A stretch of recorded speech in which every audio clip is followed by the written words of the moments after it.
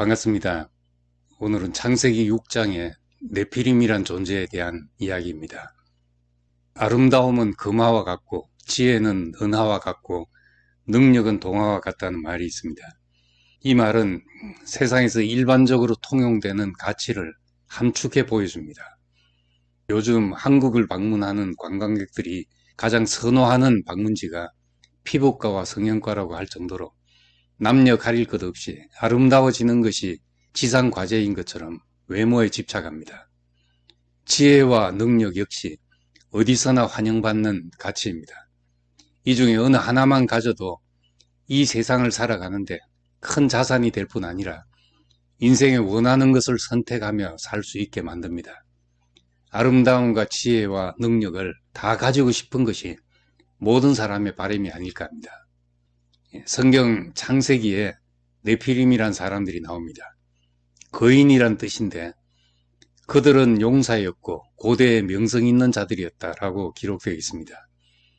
이들은 하나님의 아들들이 사람의 딸들의 아름다움을 보고 자기들이 좋아하는 모든 여자를 아내로 삼아서 탄생한 족속이라는 것입니다.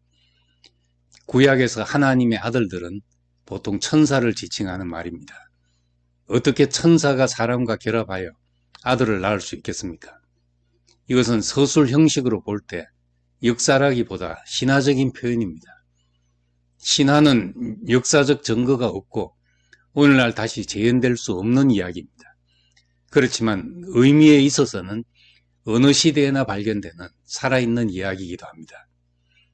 이 네피림 이야기는 모든 인간 속에 자리 잡은 심리적 실제입니다. 하나님의 아들들은 능력과 지혜를 가진 자에 대한 고대의 표현이며 사람의 딸들은 아름다움을 대표하는 존재입니다.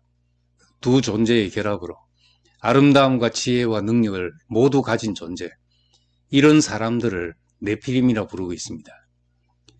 네피림 이야기는 역사성이 없는 신화일지 모르지만 오늘날 사람들 속에 강렬한 목표와 동기가 되어 사람을 움직이고 있습니다. 그러다 보니 뛰어난 CEO들의 성공담이나 그들의 지혜, 삶의 방법 같은 네피림 지침서들이 늘 서점가의 베스트셀러입니다. 그런데 성경은 네피림 시대를 포악함이 가득 찬 시대라고 말하고 심지어 하나님이 사람 지으신 것을 후회했다고까지 말합니다. 왜 그런 것일까요? 인간의 성취가 이런 길 뿐이라면 얼마나 많은 사람이 실패자가 될 것이며 불만족 속에 살아가겠습니까? 크고 위대하고 대단한 것을 지향하는 사회에서는 성공이나 성취를 이룰 수 있는 사람은 언제나 소수에 불과해서 경쟁을 견디지 못하고 절망하여 인생을 포기하는 사람도 생깁니다. 이런 사람을 루저라고 표현하기도 합니다. 그런데 능력과 위대함이 늘 추구해야 할 가치이고 인간의 연약함이란 꼭 부정적이고 부끄러운 것이겠습니까? 성경은 네피림처럼 거인이 되는 길이 아닌 다른 한 길을 우리에게 보여줍니다. 예수 그리스도는 약하심으로 십자가에 못 박히셨다라고 하였습니다.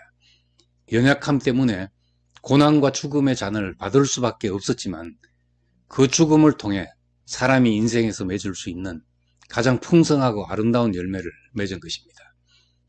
경쟁사회에서는 한 사람의 성공과 성취는 다른 사람에게 실패와 상실을 의미하지만 그리스도의 길에서는 한 사람의 성취가 모든 사람에게 복이 됩니다. 개인의 탁월한 특성으로 이룬 성공에는 다른 사람이 포함될 수 없는데 예수님이 자기 죽음을 통해 열매 맺은 길은 온 인류가 포함되어 갈 수 있는 길이기 때문입니다. 진주와 보석은 상처받고 고난을 겪어서 된 것입니다. 마찬가지로 사람은 연약하여서 고난을 받지만 보석처럼 아름답게 변할 수 있습니다. 죽음이라는 피할 수 없는 숙명이 있어서 인생을 더 농도짓게 살게 됩니다. 연약함 속에 숨어있는 고귀한 가치가 네피림을 지향하는 사회 속에서는 밭에 묻힌 보화처럼 숨겨져 있습니다. 연약해 보이는 여자 속에서 생명이 잉태되고 고귀한 모성애가 나오며 하나님 마음 같은 자식에 대한 끝없는 긍휼이 흐릅니다. 또 누군가를 위로하고 격려할 때는 나의 성공이나 능력보다 나의 연약함이 사람을 살게 하는 능력입니다. 그러므로 진정한 능력, 사람을 살리는 능력은 연약함에서 나온다는 것이 세상에는 감춰진 특이한 비밀입니다. 강한 동물들은 홀로 사는 경향이 있습니다. 반면 인간이 사회적인 동물인 것은 연약한 특성 때문입니다. 어느 인류학자는 인류 문명의 시작을 알리는 상징을 부러졌다가 회복된 흔적이 있는 원시인의 다리뼈를 발견한 것이라고 말했습니다. 야상에서 뼈가 부러질 정도로 큰 부상은 곧 죽음을 의미합니다. 그런데 회복된 흔적이 있다는 것은 상처받은 인간이 죽지 않고 살 수 있도록 옆에서 돌본 흔적이기 때문입니다. 인간은 단순히 힘센 존재가 아니라 공동체를 형성하고 서로 돌볼 줄 아는 존재였음을 말해줍니다. 연약함은 관계 맺고 살아가는 일의 귀중한 요소입니다. 누군가를 필요로 하고 더불어 살아갈 수 있다는 것이 혼자 완전한 것보다 훨씬 더 풍성합니다. 하나님과 관계에 있어서도 인간의 연약함은 하나님의 손길에 붙잡혀 당신의 뜻대로 우리를 빚도록 하는 유용한 도구입니다. 내 은혜가 네게 족하다. 내 능력은 약한 데서 완전하게 된다 하셨습니다.